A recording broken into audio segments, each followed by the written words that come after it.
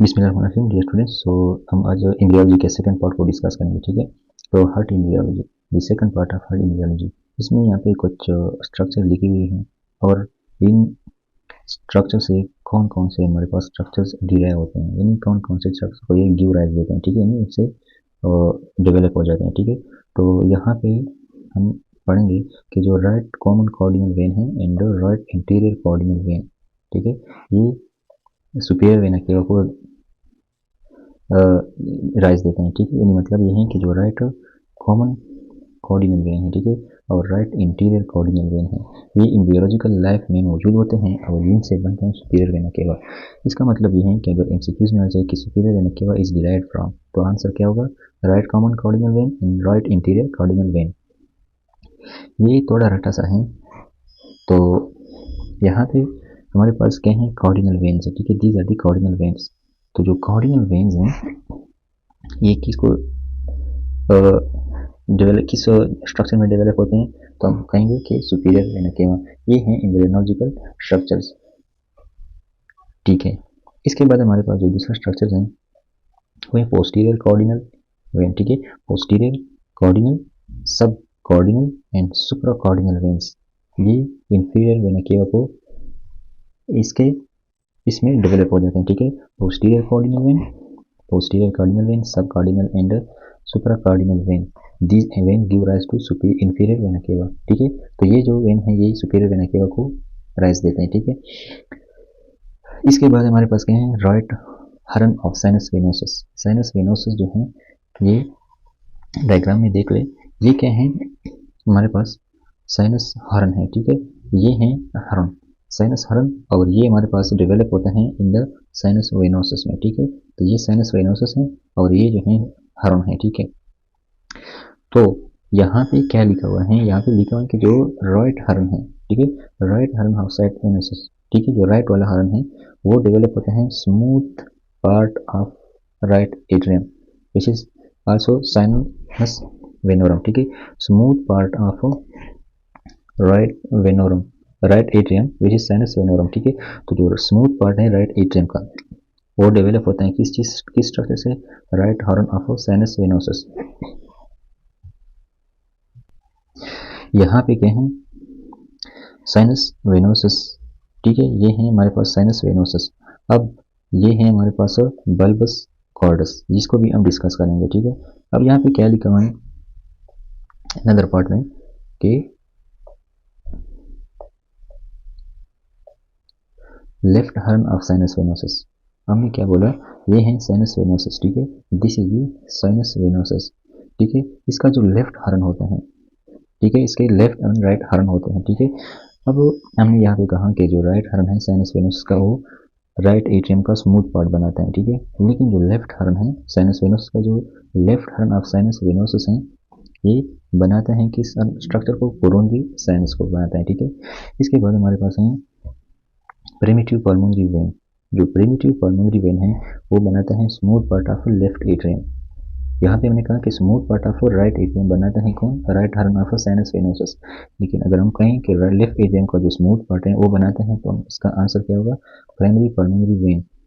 जो primary pulmonary vein है वो बनाता है smooth part of left atrium, ठीक है। इसके बाद क्या है हमारे पास? इसके बाद हमारे पास है प्रिमिटिव एट्रियम, ठीक है, primitive atrium it give rise to trabeculated part of left and right atrium. Trabeculated मतलब इसका असल मतलब ये होता है कि थिकंड। तो primitive atrium trabeculated part of left and right atria को डेवलपमेंट देते हैं, ठीक है। तो इसके बाद हमारे पास इंडोकार्डियल क्वेश्चन है, हमने इसको पहले डिस्कस किया कि ये होता कहाँ पे? लेफ्ट और राइट एट्रियम ऊपर होते हैं, लेफ्ट एंड राइट वेंट्रिकल नीचे होते हैं और इसके दरमियान होता है इंडोकार्डियल क्वेश्चन। तो ये सारे अर्गन के बीच में तकरीबन होते हैं। तो ये डेवलप, इससे कौन से अर्गन डेवलप होते हैं? वो है हमारे पास atrial septum, membranous interventricular septum, ठीक है, एंड एट्रियोवेंट्रिकुलर एंड सेमिलुनल वाल। जो एवी वाल हैं और सेमिलुनल वाल्स हैं, सेमिलुनल वाल्स वो वाल होते हैं जो अयोर्टा और पल्मोनरी आर्टरी में मौजूद होते हैं। एवी वाल्स कौन से वाल्स होते हैं? AV valves are present between atrium and ventricular. Left side पे हमारे पास मिट्रल वाल होता है और राइट साइड पे जो राइट एट्रियम और राइट वेंट्रिकल के बीच में होता है वो है ट्राइकस्पिड वाल। तो इन वाल को हम एवी वाल बोलते हैं, ठीक है। और सिमिलिनल वाल are those valve which are present in the pulmonary artery and aorta. तो ये जो ऑर्गन जो पार्ट्स हैं, एट्रियल सेप्टम, ठीक है, इसके अलावा मेम्ब्रेनस इंटरवेंट्रिकुलर सेप्टम, हमने बोला था कि वेंट्रिकल के दरमियान जो सेप्टम है वो 2 पार्ट्स से मुश्तमिल है, एक है मस्कुलर और दूसरा जो है वो क्या है, मेम्ब्रेनस है। तो जो मेम्ब्रेनस इंटरवेंट्रिकुलर सेप्टम है वो एंडोकार्डियल कुशन से डेवलप है, ठीक है। इसके बाद जो प्रिमिटिव वेंट्रिकल्स होते हैं, ठीक है, ये क्या बनाते हैं, tributary part of left and right ventricles. अगर आपने याद रखना है तो वेंट्रिकल से वेंट्रिकल, ठीक है, राइट वेंट्रिकल से वेंट्रिकल, इस तरह। इसके बाद हमारे पास क्या है, बल्बस कॉर्डस। ये क्या है, हमारे पास बल्बस कॉर्डस है, ठीक है। तो बल्बस कॉर्डस से बनता है स्मूथ पार्ट यानी outflow of the left and right ventricle. Outflow track का मतलब कि जहाँ से वेंट्रिकल से, लेफ्ट वेंट्रिकल से, राइट वेंट्रिकल से जो बाहर जो ब्लड निकलता है उस एरिया को बनाते हैं बल्बस कॉर्डस। और इसके बाद हमारे पास है ट्रंकस आर्टेरियोसिस। ट्रंकस आर्टेरियोसिस जो है डायग्राम में बताऊंगा कि असेंडिंग एयोर्टा एंड पल्मोनरी ट्रंक को बनाते हैं। अब यहाँ पे आते हैं डायग्राम पे। इस डायग्राम में एम्ब्रियोलॉजिकल स्ट्रक्चर जो है डेवलप हुए हैं, ठीक है, यहाँ पे लिखे हुए हैं। ऑन डे 22, मतलब गेस्टेशन लाइफ का जो डे 22 हो, तो यहाँ पे हमारे पास होते हैं कार्डिनल वेन, ठीक है, कार्डिनल वेन। तो हमने यहाँ पे डिस्कस किया कि जो हमारे पास राइट कॉमन कार्डिनल वेन है in right interior cardinal when है, ये सुपीरियर वेना केवा को डेवलपमेंट देता है, ठीक है। तो cardinal vein give rise to superior vena cava. Cardinal vein क्या करता है, ये सुपीरियर वेना केवा को राइज देता है, ठीक है, ठीक है। ये है हमारे पास साइनस हॉर्न, ठीक है, ये है हमारे पास साइनस हॉर्न। हमने यहाँ पे क्या बोला कि साइनस हॉर्न जो है, यहाँ पे साइनस वेनोसस, साइनस हॉर्न जो है यहाँ पे हमने यहाँ पे डिस्कस किया कि जो right horn of sinus venosus है, ठीक है, वो smooth part of right atrium को डेवलपमेंट देते हैं, ठीक है। यानी साइनस हॉर्न से साइनस वेनोसस बनता है और फिर ये smooth part of right atrium बनाता है, ठीक है, smooth part of right atrium बनाता है, ठीक है, यहाँ पे, ठीक है, यहाँ पे। अब इसके अलावा हमारे पास क्या है, बल्बस कॉर्डस, ठीक है। बल्बस कॉर्डस के बारे में हमने यहाँ पे आ जाए, यहाँ पे हमने डिस्कस की, ये है बल्बस कॉर्डस, ठीक है। बल्बस कॉर्डस जो है smooth part of outflow track of left and right ventricle, यानी जो आउटफ्लो ट्रैक है वो लेफ्ट वेंट्रिकल और राइट वेंट्रिकल का वो यहाँ से निकलता है, ठीक है। ये पेरिकार्डियम में लिखा हुआ है, ट्रंकस आर्टेरियोसिस की बात करते हैं। ये हमारे पास ट्रंकस आर्टेरियोसिस, ये वाला, ये जो ट्रंकस आर्टेरियोसिस है ये क्या करते हैं, ये असेंडिंग अयोर्टा और पल्मोनरी ट्रंक को बनाता है, ठीक है। जहाँ से अयोर्टा और पल्मोनरी आर्टरी निकलती हैं उसको ये बनाता है, ठीक है। और यहाँ पे इसके साथ साथ डेज भी लिखे हुए हैं। डे 24 पे ये बनता है, डे 34 पे ये ऑर्गन बनते हैं और डे 50 पे ये ऑर्गन बनते हैं। फिर उनसे क्या होता है, इससे हमारे पास फिर हमारे पास लेफ्ट वेंट्रिकल यहाँ पे होता है, ठीक है, बन जाता है, प्रिमिटिव लेफ्ट एट्रियम बन जाता है, या इसके बाद हमारे पास जो है हार्ट यहाँ से बन जाता है, ठीक है। डे 50 पे वेंट्रिकल बन जाते हैं, ठीक है, राइट एट्रियम ये बन गया, लेफ्ट एट्रियम बन जाता है, पल्मोनरी ट्रंक बन जाता है, असेंडिंग अयोर्टा और अयोर्टिक आर्चेज जो है और सुपीरियर वेन के ये सारे ऑर्गन बन जाते हैं। तो ये इस डायरेक्शन में हमारे पास डेवलपमेंट है। With the passage of time day 22 पे ये ऑर्गन बनते हैं, डे 24 पे ये ऑर्गन बनते हैं, डे 35 पे ये ऑर्गन और डे 50 पे ये ऑर्गन जो है हमारे पास बनते हैं। इसके बाद हमारे पास जो नेक्स्ट टॉपिक है वो है फीटल सर्कुलेशन। ये हमारा जो टॉपिक्स हैं बहुत इंपॉर्टेंट है, ठीक है, ये इंपॉर्टेंट टॉपिक है। अब इसमें हम डायग्राम्स ड्रा करेंगे और इसके बाद इस डायग्राम को भी डिस्कस करेंगे, लेकिन आई वांट के पहले हम एक डायग्राम बना लें। पहले चलो इसको थोड़ा डिस्कस करते हैं। ये है हमारे पास प्लासेंटा, ठीक है, ये क्या है हमारे पास प्लासेंटा है, ठीक है, this is the placenta.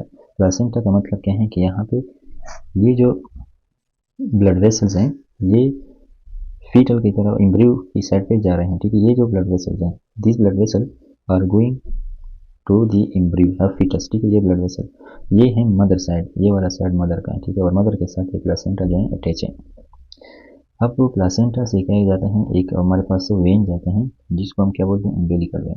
Umbilical when क्या है, ये ऐसा वेन है जो प्लासेंटा यानी मदर से जाते हैं फीटस की तरफ। अब इसको वेन बोलते हैं लेकिन ये ऑक्सीजनेटेड ब्लड ले जाता है, ठीक है, एक्सेप्शनल केस है।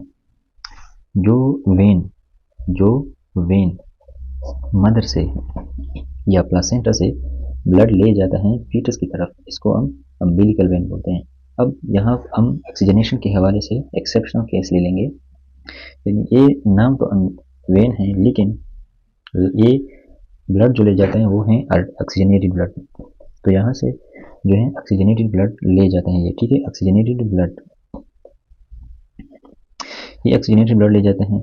इसके अलावा जो हमारे पास पल्मोनरी आर्टरी है, ये नाम इसका आर्टरी है, लेकिन इसका काम जो है डीऑक्सीजनेटेड ब्लड को ले जाना, ठीक है।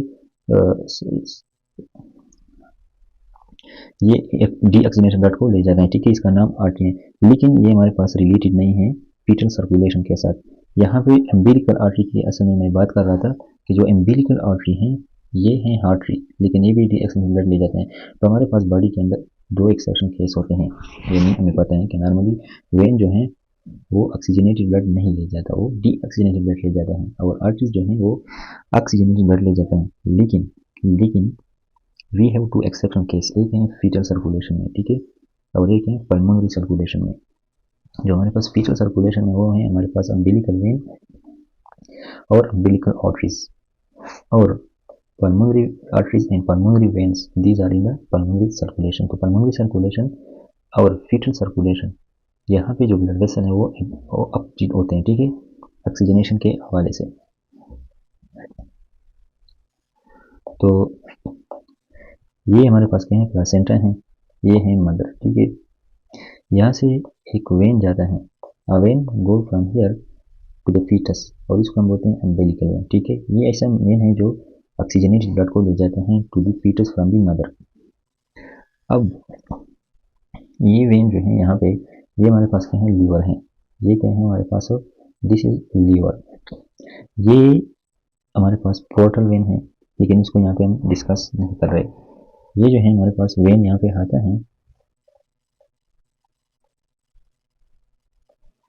ये वाला when which is umbilical when, ये यहाँ पे जाता है लीवर को, ठीक है, और यहाँ पे आता है किस चीज़ के साथ मिलता है, ये वाला पार्ट यहाँ पे मिलता है इंफीरियर वेना केवास के साथ। ये जो है हमारे पास इंफीरियर वेना केवा है, ठीक है। तो ये इंफीरियर वेना केवा जा रहा है राइट एट्रियम की साइड पे, ठीक है। यहाँ पे अम्बिलिकल जो वेन है वो इंफीरियर वेना केवा के साथ एक कनेक्शन बनाता है, ठीक है। ये जो कनेक्शन है अम्बिलिकल वेन और इंफीरियर वेना केवा के दरमियान, इसको हम बोलते हैं, इंपॉर्टेंट याद रखिए कि ये है ductus venosus. What is ductus venosus? Ductus venosus is a connection present between umbilical vein and inferior vena cava, ठीक है। अब umbilical vein जो है inferior vena cava को ऑक्सीजनेटेड ब्लड सप्लाई करता है, ठीक है।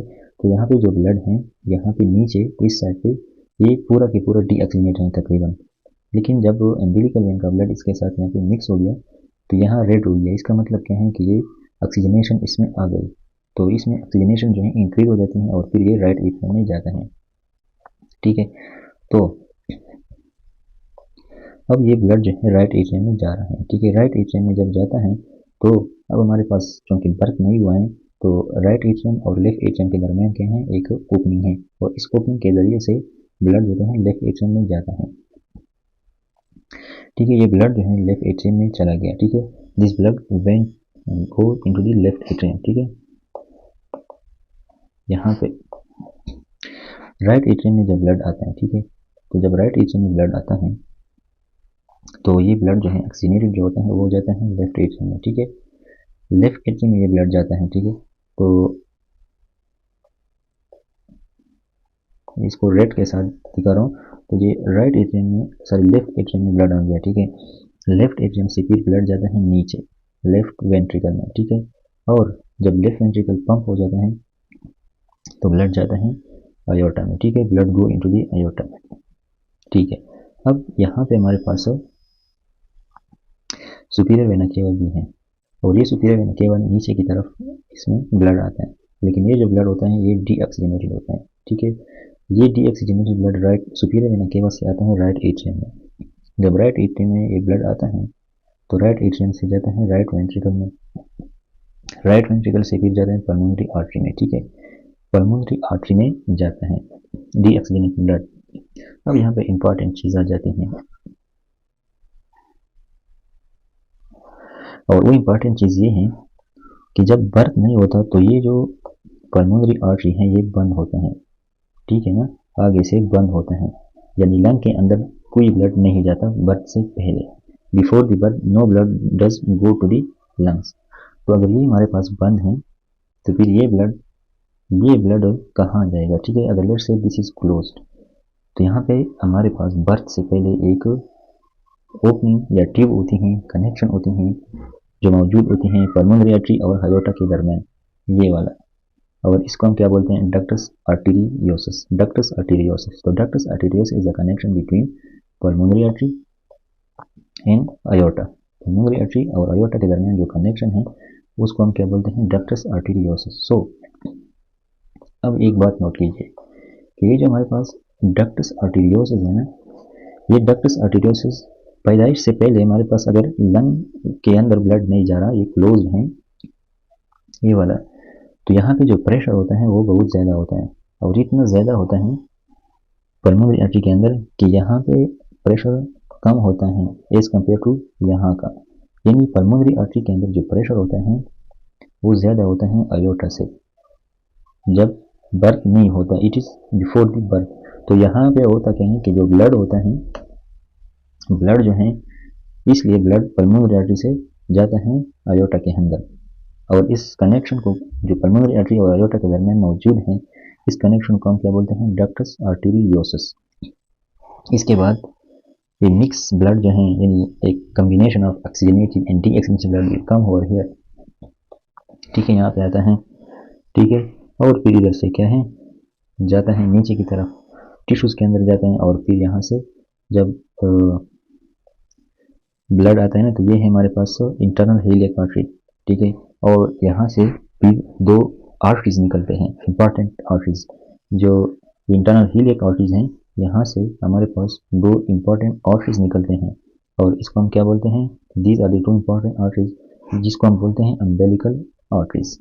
और ये ऐसे आर्टरीज हैं जो डीऑक्सीजनेटेड ब्लड को ले जाता है प्लासेंटा के अंदर, this will carry deoxygenated blood inside the placenta. तो क्या हुआ, हमने क्या बोला था कि हमारे पास एक प्लासेंटा है, प्लासेंटा से हमारे पास अम्बिलिकल वेन के जरिए से ब्लड जाता है यहाँ तक, ये हमारे पास है इंफीरियर वेना केवा। इस इंफीरियर वेना केवा और अम्बिलिकल वेन के दरमियान एक कनेक्शन होता है जिसको हम बोलते हैं डक्टस आर्टेरियोसस। ब्लड यहाँ से आता है राइट एट्रियम के अंदर, राइट एट्रियम से फिर ब्लड जाता है लेफ्ट एट्रियम से लेफ्ट वेंट्रिकल और फिर हायोटा, ठीक है। सुपीरियर वेना केवा की हमने बात की कि यहाँ से ब्लड ऊपर से नीचे आता है राइट एट्रियम से फिर जाता है ब्लड राइट वेंट्रिकल, और यहाँ से पल्मोनरी आर्टरी, फिर यहाँ पे डक्टस आर्टेरियोसस की बात की। ये हमने फीटल सर्कुलेशन डिस्कस की। अब जहाँ जो कोड लिखे हैं उसको हम अभी डिस्कस करेंगे। यहाँ पे लिखे हैं कि blood in umbilical when is a partial pressure of oxygen of approximately 30 millimetre of mercury, यानी जो अम्बिलिकल वेन के अंदर ब्लड होता है उसमें ऑक्सीजन का पार्शियल प्रेशर कितना होता है, 30 मिलीमीटर होता है, ठीक है, मर्क्यूरी का, and is 80% saturated with oxygen, और इसका ऑक्सीजन का जो सेचुरेशन है वो 80% होता है, काफ़ी होता है, ठीक है। और ये ब्लड आता कहाँ से है, मदर से, यानी प्लासेंटा से। अब जो अम्बिलिकल आर्टरीज हैं वहाँ क्या होता है, umbilical arteries have low oxygen saturation, क्योंकि अम्बिलिकल आर्टरीज में क्या होता है, यहाँ पे हमारे पास superior vena cava inferior vena cava का blood which is deoxygenated is mix with that, इस वजह से अम्बिलिकल आर्टरीज के अंदर जो ऑक्सीजन होते हैं वो कम होता है। अब यहाँ पे तीन इंपॉर्टेंट शंट्स हैं जो हमें याद रखने हैं। अब वो कौन से शंट्स हैं, यानी शंट का मतलब कि लेफ्ट एंड राइट साइड पे जो हमारे पास ब्लड हैं वो एक दूसरे के साथ मिलते हैं। यहाँ पे जो है ये है फोरामेन ओवेल, हमने पहले इसको डिस्कस किया है, एक है डक्टस आर्टेरियोसस एंड एक है ductus venosus, these are the three shunts. Shunt क्या होता है कि जब ऑक्सीजनेटेड और डीऑक्सीजनेटेड या left and right side of the heart के दरमियान क्या होता है, कनेक्शन होते हैं। Blood, number 1, blood entering fetus through the umbilical vein is connected to the ductus venosus into the inferior vena cava bypassing hepatic circulation।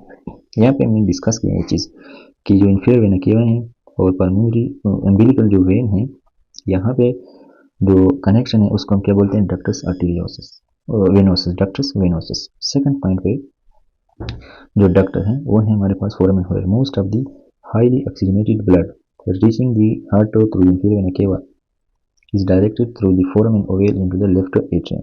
यहाँ पे जो हमने बात की, जो इंफीरियर वेना केवा से जितना ब्लड जाता है वो राइट एट्रियम से लेफ्ट एट्रियम में फोरामेन ओवल के जरिए से जाता है। थर्ड पे हमारे पास यहाँ की बात और है, ठीक है, कि जो अयोर्टा और पल्मोनरी आर्टरी के दरमियान जंक्शन है। Deoxygenated blood from the superior vena केवा passes through the right atrium to the right ventricle। ठीक है, यहाँ पे हमने डिस्कस किया राइट एट्रियम से राइट वेंट्रिकल की तरफ आते हैं सुपीरियर वेना केवा ब्लड। मेन पल्मोनरी आर्टरी यानी बीच पल्मोनरी आर्टरी में जाते हैं और पल्मोनरी आर्टरी से डक्टस आर्टेरियोसस के अंदर जाते हैं। डिसेंडिंग अयोर्टा में फिर जाते हैं ब्लड, यानी हमने डिस्कस किया कि राइट एट्रियम से जाते हैं राइट वेंट्रिकल में फिर जाते हैं पल्मोनरी आर्टरी में फिर अयोर्टा में जाते हैं। अयोर्टा कौन सा अयोर्टा? डिसेंडिंग अयोर्टा। और यहाँ पे जो पल्मोनरी आर्टरी का प्रेशर है वो है ज़्यादा, किस चीज़ से? अयोर्टा से। क्यों ज़्यादा है? क्योंकि लंग के वेसल के अंदर रेजिस्टेंस ज़्यादा है। शंट जो शंट होता है due to high foetal pulmonary artery resistance, यानी जो शंट होता है यहाँ पे जो शंट होता है पल्मोनरी आर्टरी से अयोर्टा के दरमियान, ये पल्मोनरी आर्टरी की हाई प्रेशर की वजह से होता है, ठीक है। और वो प्रेशर हाई इसलिए होता है कि लंग के अंदर ब्लड नहीं जा रहा, यानी बैकवर्ड प्रेशर बढ़ जाता है। अब नाउ यहाँ पे हम डिस्कस करेंगे कि जब बच्चे की पैदाइश हो जाती है at birth, when there is birth, जब बर्थ हो जाती है, इन्फेंट टेक अ ब्रीथ, तो बच्चा जो है सांस लेता है। जब बच्चा सांस लेता है तो इसके जो पल्मोनरी आर्टरी है वो खुल जाती है, उसके लंग खुल जाते हैं और पल्मोनरी आर्टरी जो है खुल जाती है। तो जब बच्चा सांस लेता है तो उसकी लंग काम करना शुरू कर देती है और उसकी जो पल्मोनरी आर्टरी है वो उसमें से ब्लड गुजर जाता है। तो पल्मोनरी आर्टरी का जो रेजिस्टेंस है वो डिक्रीज हो जाता है और वहाँ पे जो पल्मोनरी आर्टरी के अंदर प्रेशर है वो डिक्रीज हो जाता है। तो क्या होता है? At birth when infant take breath there is decrease resistance in pulmonary vasculature, pulmonary artery के अंदर रेजिस्टेंस कम हो जाता है। तो जब ये कम हो जाते हैं तो क्या होता है कि left atrial pressure this is right atrial pressure बढ़ जाता है। यानी इसका मतलब ये है कि ये जो लेफ्ट एट्रिया के अंदर प्रेशर होता है वो राइट एट्रिया के मुकाबले में बढ़ जाता है, ठीक है। और फोरामेन ओवल जो होता है वो भी क्लोज हो जाता है, ठीक है। फोरामेन ओवल क्लोज इसलिए होता है कि pressure on the left side is more than that of the right side, right side के अंदर जो प्रेशर होता है वो कम हो जाता है। अब यहाँ पे आप कंफ्यूज ना हो कि हम तो बात आर्टरीज की कर रहे हैं और बात आ गई एट्रिया की। अगर यहाँ पे ये जो पल्मोनरी आर्टरी है अगर यहाँ पे प्रेशर कम हो जाए तो यहाँ पे प्रेशर कम होगा तो राइट एट्रियम के अंदर प्रेशर कम होगा, ठीक है। तो जो लेफ्ट एट्रियम का प्रेशर है वो इस तरह होता है, लेकिन राइट का प्रेशर कम हो जाता है। हार्ट के अंदर जो जितने भी राइट साइड में अगर पल्मोनरी आर्टरी है, राइट वेंट्रिकल है, राइट एट्रियम है, इनका प्रेशर बर्थ के बाद डिक्रीज हो जाता है और लेफ्ट साइड का वैसा होता है। तो क्या होता है कि लेफ्ट साइड का प्रेशर जो है वो तो वैसा ही वैसा होता है, लेकिन राइट साइड का प्रेशर जब कम हो जाता है तो शंट जो होते हैं अपोजिट हो जाते हैं। और इस शंटिंग की वजह से ये जो फ्लैप यहाँ पे देखे, ये जो लेफ्ट एट्रिया है ना ये वाला, यहाँ पे जो फ्लैप है ये इस तरफ बंद हो जाता है, ठीक है। तो ये बंद हो जाएगा, ठीक है। ये जो फोरामेन है ये इस तरफ बंद हो जाएगा, ठीक है, इट विल क्लोज। तो इसको जब ये क्लोज हो जाए तो इसका हो गया fossa ovalis, when it close it will called as a fossa ovalis. अब इसके नतीजे में हमारे पास क्या होगा? Increase in oxygen from respiration and decrease in prostaglandin. अब चूंकि बच्चा है और सांस ले रहे हैं तो बॉडी के अंदर ऑक्सीजन की कंसंट्रेशन बढ़ जाएगी। और जब बच्चा याद रखिए कि जब पैदाइश होती है, व्हेन देयर इज बर्थ जब होता है तो जो प्रोस्टाग्लैंडिन है वो डिक्रीज हो जाते हैं, प्रोस्टाग्लैंडिन जो है डिक्रीज हो जाते हैं। अब प्रोस्टाग्लैंडिन का काम यह है कि ये जो डक्टस आर्टेरियोसस है उसको कूलर रखता है बर्थ से पहले। अब हमारे पास जब बर्थ होता है तो प्रोस्टाग्लैंडिन की जो लेवल है वो कम हो जाती है और इस कम की वजह से ये अपनी जो वोकनिंग मतलब मेंटेन रखता है वो वोकनिंग खत्म हो जाती है और फिर क्या होता है कि क्लोज हो जाती है डक्टस आर्टेरियोसस की। तो डक्टस आर्टेरियोसस भी क्लोज हो जाते हैं, यानी अयोर्टा और पल्मोनरी आर्टरी के दरमियान जो कनेक्शन था वो भी क्लोज हो जाता है। अब जब बर्थ हो गया, बर्थ के बाद हमारे पास प्रोस्टाग्लैंडिन कम हो गया, जब प्रोस्टाग्लैंडिन कम हो गया तो हमारे पास डक्टस आर्टेरियोसस बंद हो गया। तो डक्टस आर्टेरियोसस जो होते हैं क्लोज हो जाते हैं, ठीक है, डक्टस आर्टेरियोसस क्लोज हो जाते हैं। लेकिन जब कभी हमारे पास प्रॉब्लम होता है, ठीक है, जैसा कि जिसको हम बोलते हैं पीडीए। पीडीए का मतलब पेटेंट डक्टस आर्टेरियोसस, पेटेंट का मतलब ओपन। जब हमारे पास ये डक्टस आर्टेरियोसस ओपन रह जाता है बर्थ के बाद तो इसको हम क्या बोलते हैं, पीडीए, पेटेंट डक्टस आर्टेरियोसस। और ये इसकी वजह से, इस वजह से होते हैं कि हमारे पास बर्थ के बाद प्रोस्टाग्लैंडिन डिक्रीज नहीं होती। तो इसकी ट्रीटमेंट के लिए हम यूज़ करते हैं एनसेड्स, जिसमें हमारे पास मोस्ट कॉमनली इंडोमेथासिन और आइबुप्रोफेन यूज़ करते हैं। इसके बाद एसिटामिनोफेन भी यूज़ करते हैं। अब ये क्या करते हैं, ये पेटेंट डक्टस आर्टेरियोस को क्लोज करते हैं, ठीक है, क्योंकि ये प्रोस्टाग्लैंडिन की लेवल को डिक्रीज करते हैं। और जब ये पेटेंट डक्टस आर्टेरियोस क्लोज हो जाते हैं तो इसके बीच में जो स्ट्रक्चर बनता है उसको हम क्या बोलते हैं, ligamentum arteriosum, which is the remnant. Remnant का मतलब कहीं से निकला है, यानी इसका हाफ ऑफ डक्टस आर्टेरियोसस। अब यहाँ पे निमोनिक लिखा है इंडोमेथासिन, यानी इंड दी पीडीए, यानी ये पीडीए को ट्रीट करता है, इंड करता है। प्रोस्टाग्लैंडिन E1, इन प्रोस्टाग्लैंडिन जो है E1 और E2 कीप पीडीए ओपन, ये कीप में दो ही हैं, तो E1 और E2 का इसका मतलब ये है। अब यहाँ पे इसके बाद हमारे पास एक छोटा सा टॉपिक है और इसको बस सिर्फ रीडिंग करना है और इस तरह याद रखना है।